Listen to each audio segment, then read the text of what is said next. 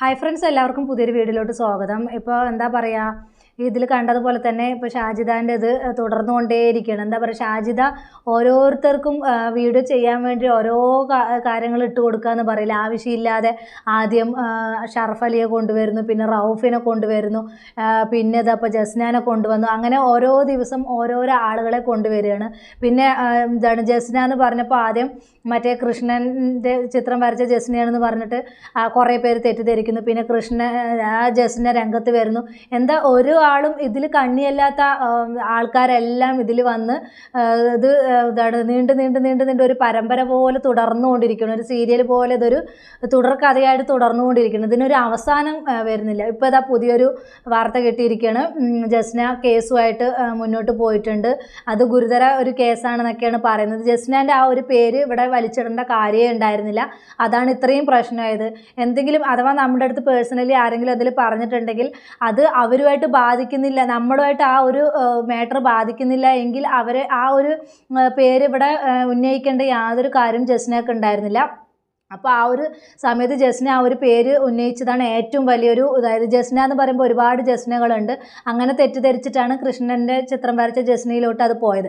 പിന്നെ എന്താണ് ജസ്ന എന്ന് എടുത്ത് പറയുമ്പോൾ യൂട്യൂബർ എന്നൊക്കെ പറയുമ്പോൾ ആൾക്കാർ അത് സെർച്ച് ചെയ്യുന്ന സമയത്ത് ജസ്ന ഇത് വരും.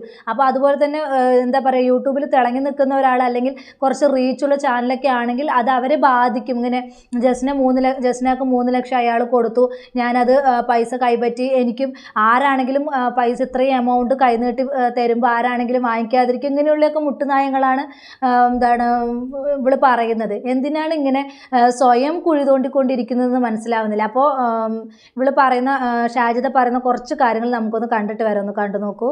പിന്നെ ഇയാൾ തന്നെ എന്നോട് പറഞ്ഞു, നിങ്ങൾക്കൊക്കെ അറിയാൻ പറ്റും, യൂട്യൂബർ ജസ്ന ഇങ്ങനെ ഒരു സോഷ്യൽ മീഡിയയിൽ നിൽക്കുന്ന ഒരു സ്ത്രീയാണ്. അപ്പോൾ അവരുടെ വീഡിയോസും അപ്പോൾ അവളും ഇയാളായിട്ട് ഭയങ്കര കണക്റ്റഡ് ആണ്. ഇയാൾ എന്നോട് ശരിക്കും പറഞ്ഞാൽ 3 ലക്ഷം രൂപയോളം ഞാൻ അവൾക്ക് അയച്ചു കൊടുത്തിട്ടുണ്ട്. അവൾ എന്നെ പറ്റിച്ചു. ഇതുപോലെ വാച്ച് മേടിച്ചു കൊടുത്തിട്ടുണ്ട്. നാട്ടിൽ വരുമ്പോൾ എൻ്റെ വണ്ടിയിലാണ് അവൾ വീഡിയോ എടുക്കാനൊക്കെ വരല്. അവളുടെ ഹസ്ബൻഡ് വരലുണ്ട്. അങ്ങനെ ജസ്നനെ കുറിച്ചിട്ട് കുറേ കാര്യങ്ങൾ എന്നോട് പറഞ്ഞു. അപ്പൊ ജസ്ന എന്നിട്ട് പറഞ്ഞു, ജസ്ന എന്താണ് ഇതേപോലെ എന്നെ പറ്റിച്ചു, അങ്ങനെ അവളേക്ക് വഴക്ക്. അപ്പോൾ ഈ ഒരു ജസ്നന്റെ കാര്യം ഇവിടെ പറയേണ്ട യാതൊരു കാര്യം ഉണ്ടായിരുന്നില്ല. അവർ പേഴ്സണലി സംസാരിച്ച ടോക്കൊക്കെ അത് എന്താണ് എടുത്തിട്ട് മീഡിയയ്ക്ക് മുമ്പിൽ ഇങ്ങനെ പറയേണ്ട യാതൊരു കാര്യം ഉണ്ടായിരുന്നില്ല. ഇപ്പം എന്താ കേസായിട്ട് ഇപ്പോൾ ഓരോരുത്തർ കേസ് കൊടുത്തുകൊണ്ടിരിക്കുന്നു. ഇപ്പോൾ റംനാൻ്റെ നമ്പർ എന്തോ കൊടുത്തു എന്ന് പറഞ്ഞിട്ട് റംന കേസ് കൊടുത്തിട്ടുണ്ട്. ഇതിപ്പോൾ ജസ്ന കേസിന് വേണ്ടിയിട്ട് മുന്നോട്ട് പോയിട്ടുണ്ട്. ഇതൊക്കെ ഇവിടെ എങ്ങനെ ഹാൻഡിൽ ചെയ്യുന്നതെന്ന് മനസ്സിലാവുന്നില്ല. ആ പിഞ്ച് മക്കളെ ഓർക്കുമ്പോഴാണ് കഷ്ടം തോന്നുന്നത്. ഇനിയെങ്കിലും നിർത്താനായില്ല ഷാജിദ. വെറുതെ എന്തിനാണ് നിന്നെ വെച്ച് ഇങ്ങനെ പറയിപ്പിക്കാൻ വേണ്ടി ഓരോ കണ്ടന്റുകൾ ഇങ്ങനെ ഓരോന്ന് ഇട്ടുകൊണ്ട് ഇരിക്കുന്നത്. ഇപ്പം ഇങ്ങനെ ഓരോന്ന് എടുത്ത് പറയും തോറും ആളുകൾക്ക് തന്നെ മടുപ്പായി. യൂട്യൂബ് തുറന്നാൽ ഈ ഒരു കാര്യങ്ങളേ ഉള്ളൂ, പറയാതിരിക്കാനും വയ്യ. എന്ന് പറഞ്ഞാൽ അതൊട്ട് അവസാനിപ്പിക്കുന്നുണ്ടോ അതുമില്ല. അങ്ങനെ ഒരു ഇതിലാണ് എന്താ പറയുക ഷാജിദ പോയിക്കൊണ്ടിരിക്കുന്നത്.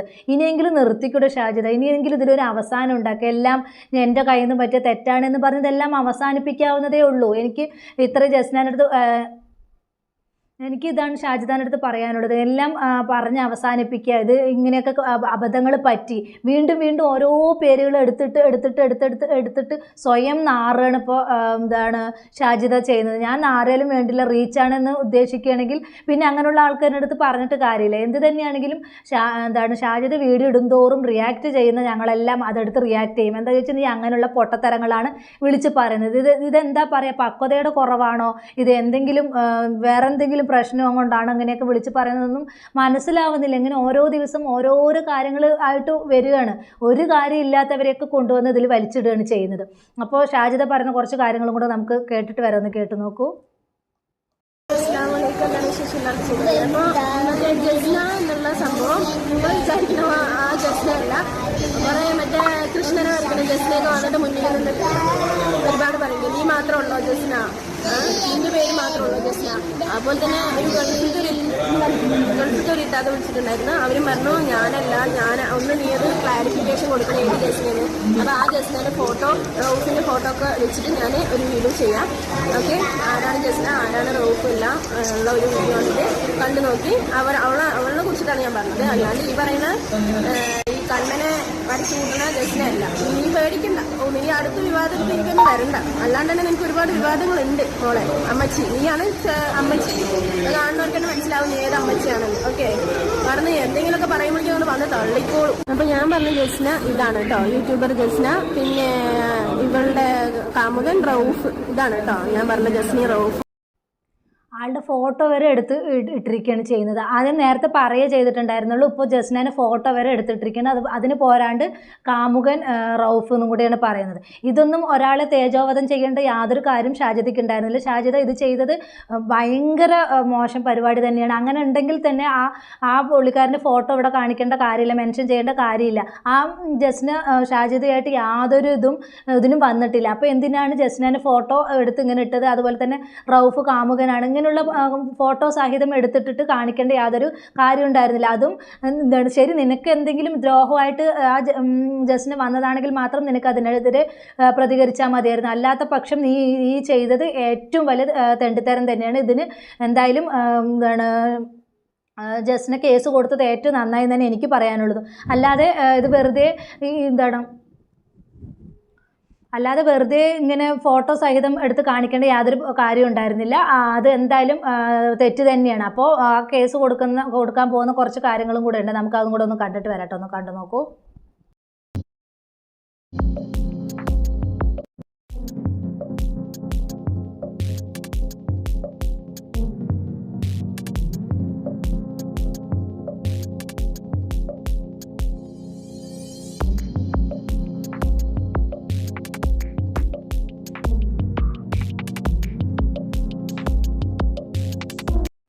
അപ്പോൾ ഇതിൻ്റെ കാര്യം എന്താ പറയുക, ഷാജിദയ്ക്ക് യാതൊരു കാര്യം ഉണ്ടായിരുന്നില്ല. ഇത് സ്വയം വാങ്ങിക്കൂട്ടിയതാണ്.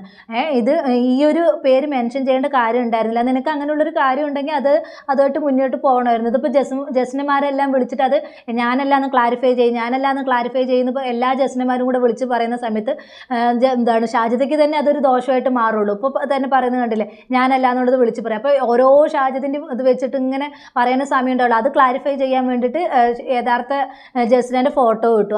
അതിൻ്റെ ഒന്നും യാതൊരു കാര്യം ഉണ്ടായിരുന്നില്ല. ആ ഒരു കാര്യമൊന്നും നിന്നെ ബാധിക്കുന്ന ഇതായിരുന്നില്ല. പക്ഷേ അത് ആ ഫോട്ടോ ഇട്ടിട്ട് കാണിച്ചത് എന്തായാലും വളരെയധികം തെറ്റ് തന്നെയാണ്. അത് എന്തായാലും അതിനെതിരെ കേസും കൊടുത്തിട്ടുണ്ട്. നേരത്തെ അതുപോലെ റംനിയും കേസ് കൊടുത്തിട്ടുണ്ട്. ഇതൊക്കെ എവിടെ കൊണ്ട് അവസാനിപ്പിക്കും ഷാജിദ? ഇതൊരു തുടർക്കഥ പോലെ ഇങ്ങനെ നീണ്ടു പോവുകയാണല്ലോ. ഇതിലൊരു അവസാനം വേണ്ടത്. ഇനിയെങ്കിലും ഇതെല്ലാം നിർത്ത്. എനിക്കത് എത്രയും പറയാനുള്ളത്. ആ 5 മക്കളെ ഓർത്ത് ഇതെല്ലാം നിർത്ത്. ആ മക്കളെ നന്നായി വളർത്താം. നല്ല നല്ല വ്ളോഗും കാര്യങ്ങളുമായിട്ട് വാ.